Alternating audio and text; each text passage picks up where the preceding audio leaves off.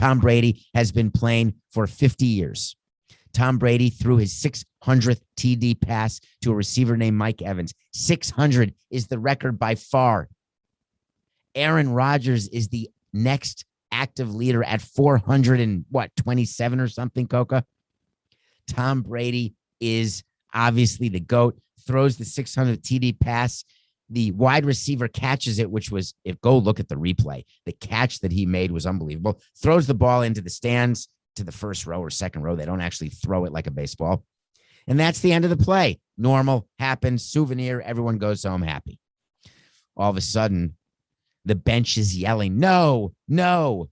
This happens in baseball when a home run, the first career home run by a rookie, gets hit into the stands and someone catches it.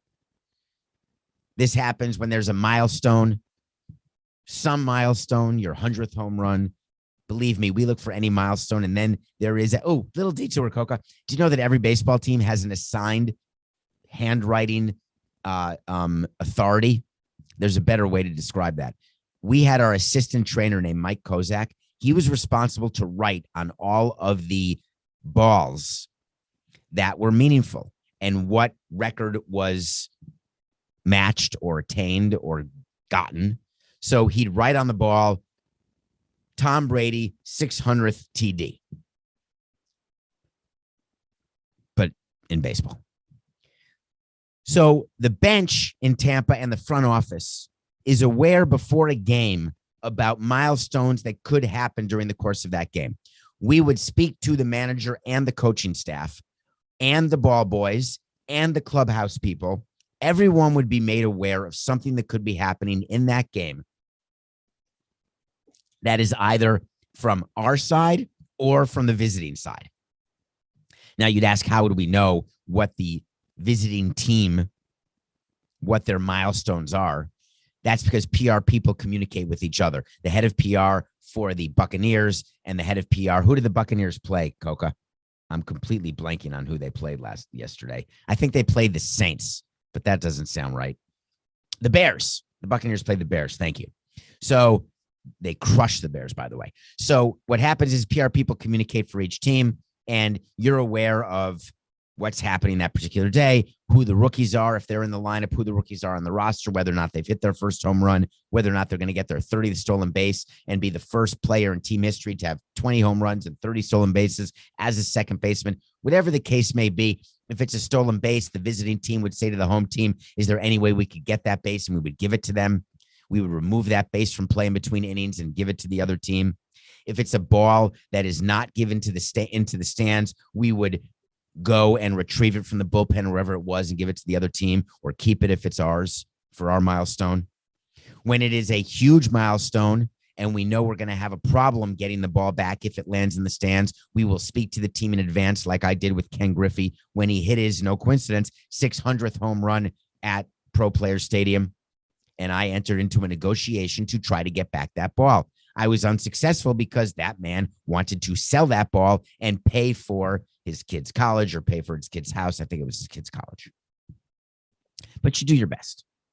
So the 600th ball is thrown. Mike Evans catches it, flips it up. The bench says, no, we need that ball. You send over someone from the training staff to get the ball back, and the person says no, or the person says yes. Meanwhile, the front office president of the team is calling down to the sideline saying, get that ball. They then report back, he won't give the ball until we give him something. We have to make a trade. I am then getting this involved. It's not micro. I'm getting involved with what we are willing to offer. And you were asking me, what would I offer for Tom Brady's 600th home run ball, touchdown ball? I am offering not just a signed Tom Brady jersey, which he will sign no problem to get the ball back. I'm also offering another ball used during that game, signed by Tom Brady, because that's the bottom line. You want things signed by Tom Brady. I'm then offering a meet and greet with Tom Brady, and that's where I stop. I'm creating a memory with a photo. I am creating a framed memory by giving a jersey And believe me, we have many jerseys. Football teams have many jerseys, and that's it. That would be enough to get someone to give that ball back. Darren Ravel, among others, reported that that ball could have been worth $500,000.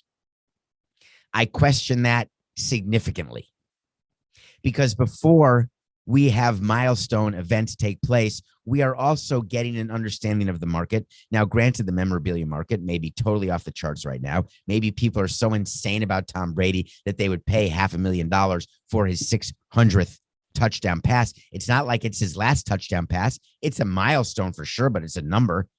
601 becomes the record next week, although he may have gotten to 601 even yesterday. I don't even know. If someone wants $500,000 or comes back at a number in cash, I am a no every time, unless it's other people's cash. I was very happy to offer cash that the Reds would pay. The reason why I don't want to offer cash for that type of memorabilia is once you get into that negotiation, you realize that it's not an actual fan. And fans are the only people that I can take advantage of because I'm taking advantage of their emotional attachment to the team. That's why I'm offering meet and greets, because that is worth more than $500,000, or pictures or jerseys, because you're giving someone a lifetime story with proof behind it. You give someone $100,000 or $50,000, it's gone. They don't have the story. How is it possible that the Tampa Bay Buccaneers got away with giving $1,000 gift card to their team store? Here's a little secret. Don't ever take gift cards from any restaurant, from any store, because by definition, the reason why you get those gift cards is 98 out of 100 people will spend more than the gift card, and they would not have otherwise spent any money going into that team store, but you've got the gift card. So you're like, I got to use it. And then once you're there, I'm going to get that. Oh, it's $30 over. No problem. I'm getting all this stuff for $30. That's sort of how you view it. But the way the team views it is, hey, that's a $30 sale more than we would have gotten. And our margins on retail are so big that the juice is way worth the squeeze in that deal. So the Tampa Bay Bucks offering $1,000 gift card is a joke.